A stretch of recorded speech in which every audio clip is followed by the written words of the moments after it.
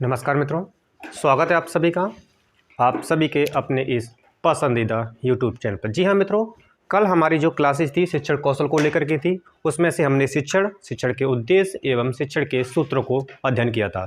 तो today classes हमारी second होने वाली है, जो कि आपके लिए ज़बरदस्त होने वाली है, जिसमें आज हम शिक्षण कौशल के हमारा जो प्रथम टॉपिक हमने आपके लिए लिया था शिक्षण विधियाँ एवं कौशल को अंतर्गत हम शिक्षण सूत्र का अध्ययन करेंगे। तो जिन विद्यार्थियों के द्वारा यदि हमारी क्लास 1 नहीं देखी गई है तो इस वीडियो के नीचे डिस्क्रिप्शन बॉक्स दिया हुआ है, उसमें लिंक मिल जाएगा, जिसको ज़बरदस्त तरीके से आप उसको देखें और शेयर करें। जी हाँ मित्रों, क्योंकि हमारा जो टारगेट है 120 प्लस सुपर टेट 2022 जो लक्ष्य रखा गया उसी की तैयारी के लिए कार्यरत है मित्रों। तो चलिए वीडियो को आरंभ करते हैं।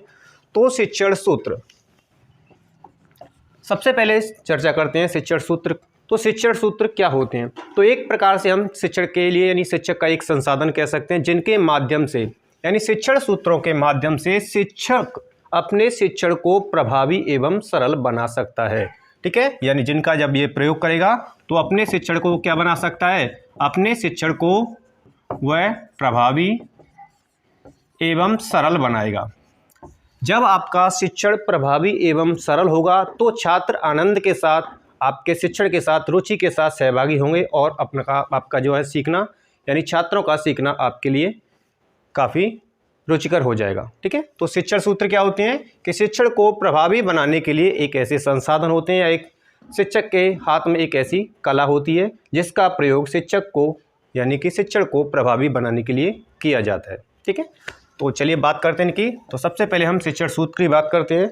तो पहला है हमारा सरल से कठिन की ओर।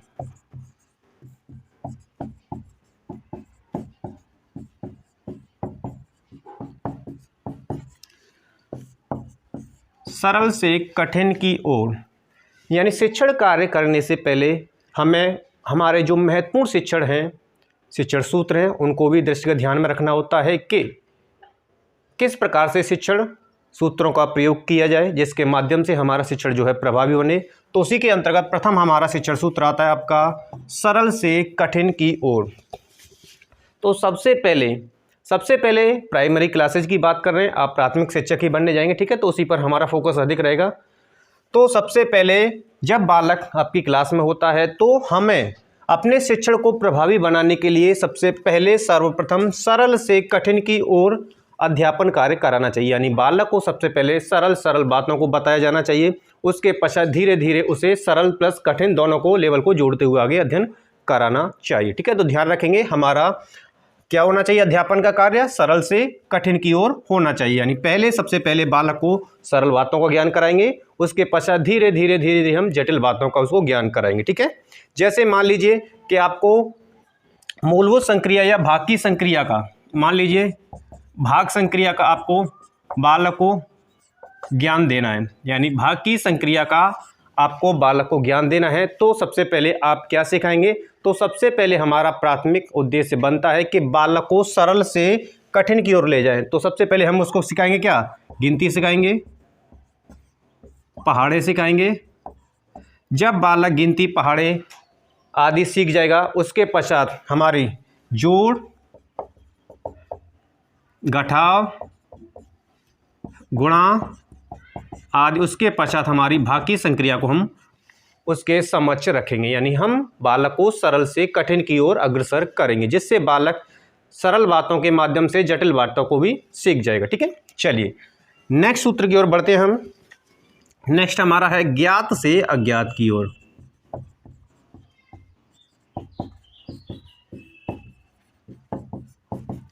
तो शिक्षण कार्य करने से पहले हमें यह भी देखना होता है कि बालक ने कितना जाना है, यानी ज्ञात उसे क्या है। जो ज्ञात है या बालक का जो पूर्व ज्ञान है या बालक का जो पूर्व अनुभव है, उसी को सहारा बनाते हुए और उसी का प्रयोग करते हुए, यानी बालक को जो जानकारी है उसी के माध्यम से हम उस बालक को ज्ञात से अज्ञात की ओर अग्रसर करते हैं, जिससे हमारा क्या होगा? शिक्षण और ज़्यादा प्रभावी हो जाएगा और सीखना सरल और रुचिकर हो जाएगा। ठीक है, तो ज्ञात से अज्ञात की ओर, तो इसमें क्या किया जाता है? तो सबसे पहले बालक को जो ज्ञात होता है उसी के माध्यम से हम अपने शिक्षण कार्य को आरंभ करते हैं और फिर उस अज्ञात की ओर उसे अज्ञात का ज्ञान कराने के लिए कराया जाता है। ठीक है, चलिए तो नेक्स्ट की ओर बढ़ते हैं हम। नेक्स्ट हमारा है स्थूल से सूक्ष्म की ओर।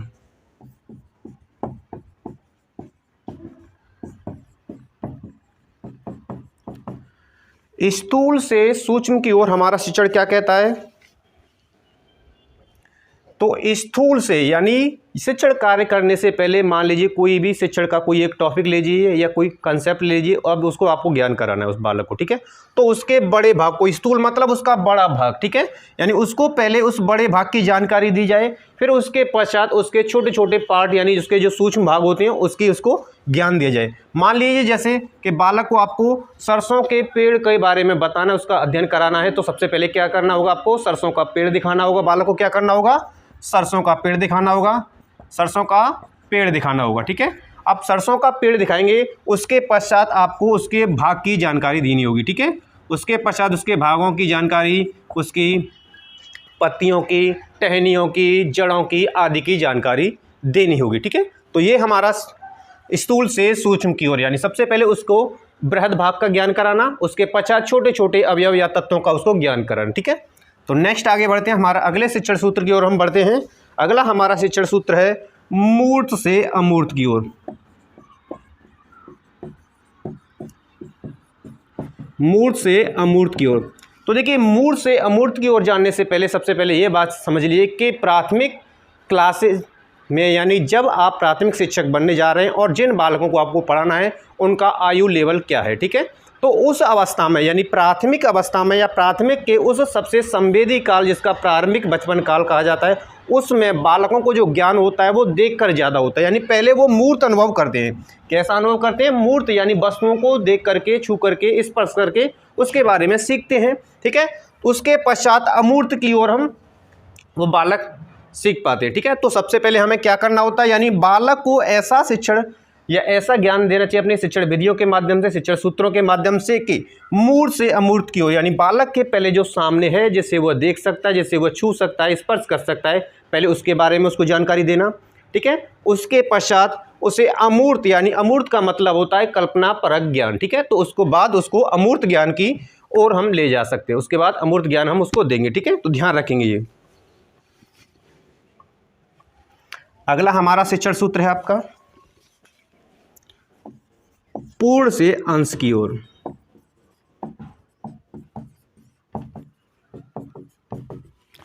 पूर्ण से अंश की ओर, ठीक है।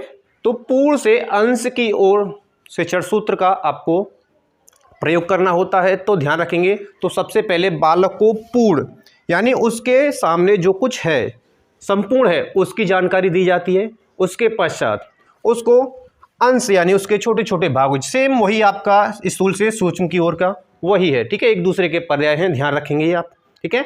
और इस विधि के जो जनक है, याद रखें क्योंकि कई बार पूछी जाती है कि इस विधि का जनक है, तो गेस्टालवाद संप्रदाय, ठीक है। कौन सा संप्रदाय है? गेस्टालवाद।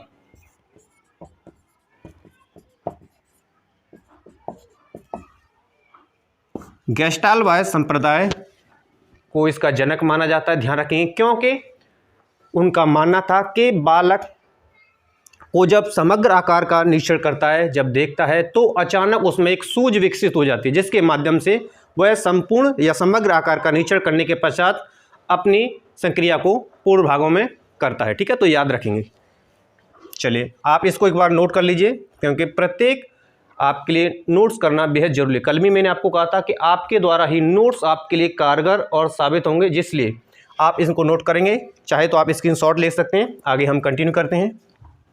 चलिए, विशिष्ट से सामान्य की ओर। तो विशिष्ट से सामान्य की ओर सूत्र हमारा क्या कहता है कि बालक को पहले विशिष्ट उदाहरणों के माध्यम से, किसके माध्यम से? बालक को सबसे पहले विशिष्ट उदाहरणों के माध्यम से नियम या नियमीकरण की ओर अग्रसर किया जाता है, यानी नियम का ज्ञान कराया जाता है, ठीक है। तो ध्यान रखेंगे, विशिष्ट से सामान्य की ओर आपके लिए इंपॉर्टेंट है प्रत्येक शिक्षण सूत्र। नेक्स्ट आपका प्रत्यक्ष से अप्रत्यक्ष की ओर।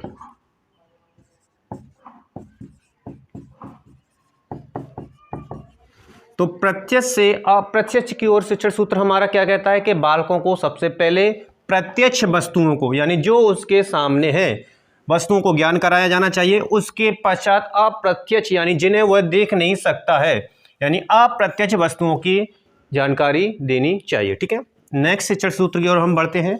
नेक्स्ट हमारा शिक्षण सूत्र है विश्लेषण से संश्लेषण की ओर।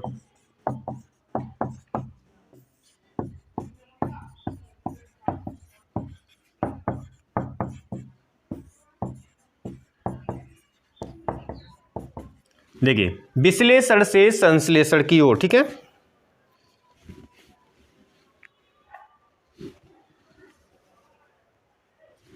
अब देखिए, विश्लेषण से संश्लेषण की ओर यानी बालक को हमें जब ज्ञान प्रदान करना चाहिए तो विश्लेषण से संश्लेषण शिक्षण के सूत्र को प्रयोग करके देना चाहिए। यानी कि वह पहले हमें या बालक को सबसे पहले हमें किस प्रकार का ज्ञान प्रदान करना चाहिए। मान लीजिए कोई बात है या कोई ज्ञान दे रहे हैं तो उसको पहले भली प्रकार वो समझ लेगा, विश्लेषण कर लेगा, उसके पश्चात यानी उसको जोड़ना और उसको तोड़ना। ठीक है, यानी उसको समझना और उसको रूप प्रदान करना। ठीक है, इस प्रकार का ज्ञान प्रदान करना चाहिए। ठीक है, चलिए आगे बढ़ते हैं हम। अगला है हमारा अनिश्चित से निश्चित की ओर।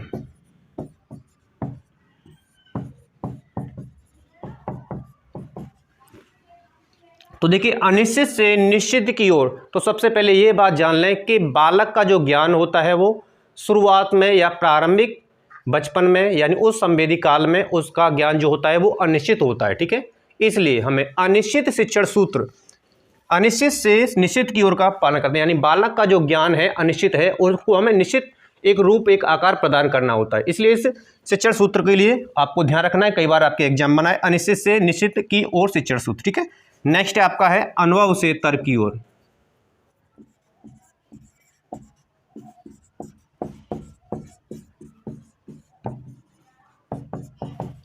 देखिए, अनुभव से तर्क की ओर शिक्षण सूत्र हमारा क्या कहता है कि बालक सबसे पहले जब विद्यालय आता है तो उससे पहले उसके स्वयं के अनुभव होते हैं, स्वयं के विचार होते हैं, स्वयं की मान्यताएं होती हैं, स्वयं की धारणाएं होती हैं, जो कि परिवार, पड़ोस, मित्र आदि से लेकर के आता है। तो उस बालक का स्वयं का जो अनुभव है, ठीक है, बालक का स्वयं का जो अनुभव है उसके माध्यम से हमें उस बालक के अंतर्गत तर्क या उस बालक को तर्क करने का या तर्कशील बनाने की ओर अग्रसर करता है हमारा शिक्षण सूत्र अनुभव से तर्क की ओर। ठीक है, तो इम्पोर्टेंट हमारे थे ये शिक्षण सूत्र जो कि आपको काफ़ी पसंद आए होंगे। वीडियो पसंद आए तो मोर देन लाइक और शेयर करेंगे। नेक्स्ट क्लासेज में हमारी जो होगी, ठीक है, उसमें शिक्षण विधियों को लेकर के हमारी क्लासेज होगी जो कि आपके शिक्षण कौशल के अंतर्गत ही है। तो ज़्यादा से ज़्यादा वीडियो को शेयर कर देंगे, लाइक कर देंगे मित्रों। धन्यवाद।